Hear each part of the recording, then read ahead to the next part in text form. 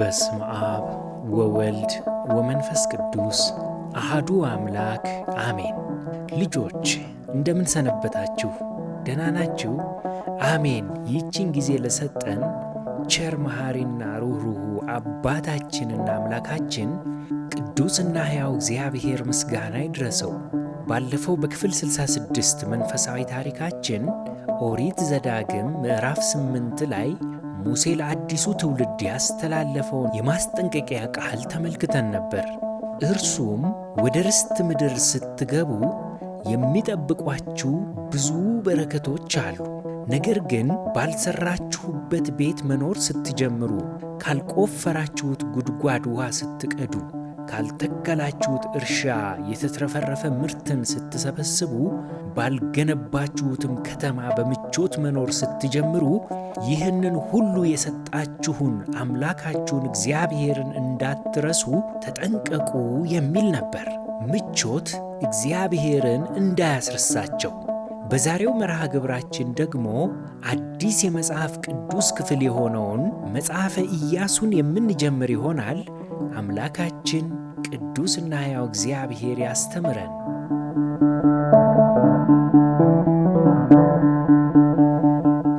በስመ አብ ወወልድ ወመንፈስ ቅዱስ አሐዱ አምላክ አሜን።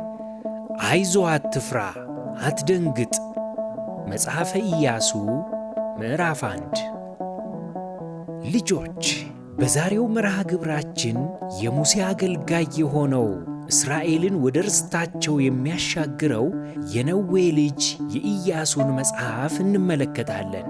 እንደ አጠቃላይ ለመረጃ ይሆናችሁ ዘንድ ኢያሱ ማለት ከ20 ዓመት በላይ ሆኗቸው ከግብፅ ከወጡ ከቀድሞ ትውልዶች መካከል እርሱና ካሌብ ብቻ ዮርዳኖስን ተሻግረዋል። ኢያሱ ታዲያ ሙሴን በቅርብ ሆኖ ሲያገለግልና ሲታዘዝ የነበረ ቅንና ታማኝ አገልጋይ ነበር። በዚህም ምክንያት እግዚአብሔር ሙሴ ከመሞቱ በፊት አስቀድሞ ኢያሱ ላይ እጆቹን ጭኖ እንዲባርከው በእስራኤል ሽማግሌዎችም ፊት እንዲሾመው አዞት ነበር። በዚህ የመጽሐፍ ክፍል እስራኤል እንዴት ዮርዳኖስን ተሻግረው እግዚአብሔር ለአባቶቻቸው ለነ አብርሃም፣ ይስሐቅ፣ ያዕቆብ የማለውን ማርና ወተት የምታፈልቅ የርስት ምድር አሕዛብን አጥፍቶ እንዴት እንደሚያወርሳቸው፣ ለ11ዱ ነገዶች በዕጣ እንዴት መሬት እንደሚያከፋፍል የምንመለከት ይሆናል። ታሪኩም እንዲህ ነው። እንዲህም ሆነ የእግዚአብሔር ባሪያ ሙሴ ከሞተ በኋላ እግዚአብሔር የሙሴን አገልጋይ የነዌን ልጅ ኢያሱን እንዲህ ብሎ ተናገረው። ባሪያዬ ሙሴ ሞቷል። አሁንም አንተና ይህ ሕዝብ ሁሉ ተነስታችሁ ለእስራኤል ልጆች ወደምሰጣቸው ምድር ይህን ዮርዳኖስን ተሻገሩ። ለሙሴ እንደነገርኩት የእግራችሁ ጫማ የሚረግጠውን ቦታ ሁሉ ለእናንተ ሰጥቻለሁ። ከምድረ በዳው ከዚህም ከሊባኖስ ጀምሮ እስከ ታላቁ ወንዝ እስከ ኤፍራጥስ ድረስ የኬጢያውያን ምድር ሁሉ እስከ ፀሐይ መግቢያ እስከ ታላቁ ባሕር ድረስ ዳርቻችሁ ይሆናል አለው። ልጆች እግዚአብሔር በምድረ ከነዓን የሚኖሩ አሕዛብ ከምድሪቱ ላይ ለምን እንዲጠፉ እንደፈቀደ ታውቃላችሁ? የኀጢአትና የበደላቸው ጽዋ ሞልቶ በመፍሰሱ ነበር። በምድራቸው የሚሠራው ግፍና በደል ጥፋት ምድሪቱ መሸከም ከምትችለው በላይ በመሆኑ ተፈረደባቸው። ለእናንተ መግለጥ የማይቻል በደልንም ሲሰሩ ነበር። እግዚአብሔርም ለአብርሃም እንደነገረው ለ430 ዓመታት በላይ ጊዜ ተሰጥቷቸው ነበር። ነገር ግን ኀጢአታቸው እየጨመረ ኃጢአታቸው ምድሪቱን ሸፈነ። እግዚአብሔርም የፍትሕ አምላክ ነውና ፈረደባቸው።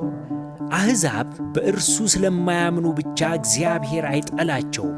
ነገር ግን እርሱን ባያውቁም እንኳን ሰው በመሆናቸው ብቻ በውስጣቸው በተጻፈው በሕገ ልቦና ምርጫ ነበራቸው፣ መልካምና ክፉውን የመምረጥ። እነርሱ ግን ግፍና በደልን መረጡ። በዚህም ምክንያት ከርስታቸው ጠፉ፣ ተነቀሉ።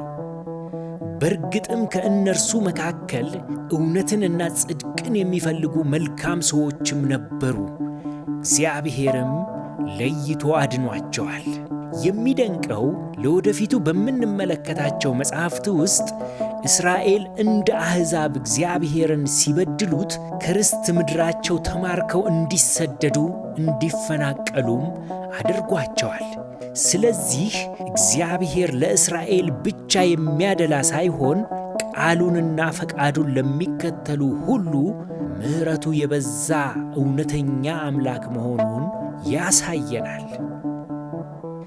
ከዚህም በኋላ እግዚአብሔር ኢያሱን በሕይወትህ ዕድሜ ሁሉ ማንም አይቋቋምህም፣ ከሙሴ ጋር እንደሆንኩ እንዲሁ ከአንተ ጋር እሆናለሁ፣ አልጥልህም፣ አልተውህም፣ ለአባቶቻቸው እሰጣቸዋለሁ ብዬ የማልኩላቸውን ምድር ለዚህ ሕዝብ ታወርሳለህና ጽና፣ አይዞህ፣ ነገር ግን ጽና፣ እጅግ በርታ። ባሪያዬ ሙሴ ያዘዘህን ሕግ ሁሉ ጠብቅ አድርገውም፣ በምትሄድበትም ሁሉ እንዲከናወንልህ ወደ ቀኝም ወደ ግራም አትበል። የዚህ ሕግ መጽሐፍ ከአፍህ አይለይ፣ ነገር ግን የተጻፈበትን ሁሉ ትጠብቅና ታደርግ ዘንድ በቀንም በሌሊትም አስበው። የዚያን ጊዜም መንገድህ ይቀናልሃል፣ ይከናወንልሃልም። በምትሄድበትም ሁሉ አምላክህ እግዚአብሔር ከአንተ ጋር ነውና ጽና፣ አይዞህ፣ በርታ፣ አይዞህ፣ አትፍራ፣ አትደንግጥ ብዬ አላዘዝኩህምን? አለው። የሚደንቅ ነው ልጆች። እግዚአብሔር አምላካችን አባታችን እንዴት ኢያሱን እንደሚመክረው፣ እንደሚያጽናናው፣ እንደሚያበረታው አስተዋላችሁ? አልጥልህም፣ አልተውህም፣ ጽና፣ አይዞህ፣ ነገር ግን ጽና፣ እጅግ በርታ፣ አይዞ፣ አትፍራ፣ አትደንግጥ የሚሉ ድንቅ ቃላትን ነገረው። እግዚአብሔር አባታችን እኛንም ዛሬ እንዲሁ ይለናል። ዘወትር ከኢያሱም ጋር አብሮት የሚሆንበትን አሕዛብንም ሁሉ የሚያሸንፍበትንም ምስጢር ነገረው። ምስጢሩም ሙሴ ያዘዘውን ሕግ መጠበቅ፣ መተግበር፣ በሐሳቡና በንግግሩ ሁሉ እንዳይለየው ማድረግ ነው። ልጆች፣ ይህ ትእዛዝ ዛሬም ቢሆን ሕያውና የሚሠራ ቃል ነው። የእግዚአብሔርን ፈቃድና ትእዛዛት ከአንደበታችን ባይለይ በቀንና በሌሊት ብናስበው በሕይወታችን ሁሉ ተግባራዊ አድርገን ብንኖርበት የሰማያዊውንም ሆነ የምድራዊው መንገዳችን ይከናወናል፣ ይቃናልም ማለት ነው። ከዚህም በኋላ ኢያሱ የሕዝቡን አለቆች በሰፈሩ መካከል እለፉ፣ ሕዝቡንም አምላካችሁ እግዚአብሔር ርስት አድርጎ ወደሚሰጣችሁ ምድር እስከ 3 ቀን ይህንን ዮርዳኖስን ተሻግራችሁ ልትወርሷት ትገቡባታላችሁና ስንቃችሁን አዘጋጁ ብላችሁ እዘዟቸው ብሎ አዘዘ። ልጆች፣ ድንቅ ታሪክ ነው አይደል? አዎን፣ እግዚአብሔር ለሚቀርቡት ሁሉ እንዲህ ያለ የሚያጽናናና የሚያበረታታ ድንቅ አባት ነው። አሁን ደግሞ ከትምህርታችን ውስጥ ጥያቄዎችን እንጠይቃችሁ፣ በጥያቄዎቹም ላይ ተወያዩባቸው።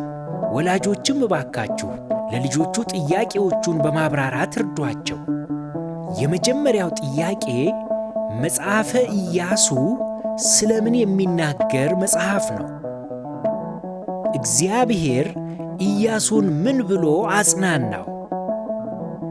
መንገድህ እንዲከናወንልህ ምን አድርግ ብሎ አዘዘው? ከግብፅ ከወጡት መካከል ወደ ርስት ምድር የተሻገሩት ማንና ማን ናቸው? እግዚአብሔር በምድረ ከነዓን የነበሩ አሕዛብ እንዲጠፉ ለምን ፈቀደ? ከዚህ ታሪክ ምን ተማራችሁ? ልጆች፣ ከዚህ ታሪክ የምንማረው ትምህርት የእግዚአብሔር ሕግና ትእዛዛትን ዘወትር በልባችን ማሰብ፣ በአንደበታችን መናገር፣ በሕይወታችን መተግበር ለስኬት መሠረት መሆኑን ነው። ስኬት ማለት የዚህ ዓለምን ከንቱ ሀብት ማከማቸት ብቻ ሳይሆን በምድር ላይ ስንኖር በፍቅር፣ በደስታ፣ በሰላም፣ በኃላፊነት ለመኖር ለቀጣዩም አባታችን ያዘጋጀልንን ዘላለማዊ ርስት ወርሰን ከእርሱ ጋር በደስታ ለመኖር እጅግ አስፈላጊ ነው። ቃሉና ትእዛዛቱን መጠበቅ። ጌታችን መድህናችን ሕይወታችን ኢየሱስ ክርስቶስ ራሱ በዮሐንስ ወንጌል ምዕራፍ 14 ቁጥር 15 ላይ ብትወዱኝ ትእዛዜን ጠብቁ እንዳለን እርሱን በፍቅር ወደን ለቃሉ መታዘዝ እንዳለብን ከዚህ ታሪክ ተምረናል ማለት ነው። የዛሬው መርሃ ግብራችን ይህንን ይመስል ነበር። ያስተማረን የመከረን የአባቶቻችን የቅዱሳን አምላክ የእኛም አምላክ ብሩክና ቅዱስ ሕያው እግዚአብሔር ምስጋና ይድረሰው። የእግዚአብሔር ቸርነት፣ የእመቤታችን የቅድስት ድንግል ማርያም ማላጅነት፣ የጻድቃን የቅዱሳኑ ሁሉ ተራዳይነታቸው አይለየን። ወስብሐት ለእግዚአብሔር።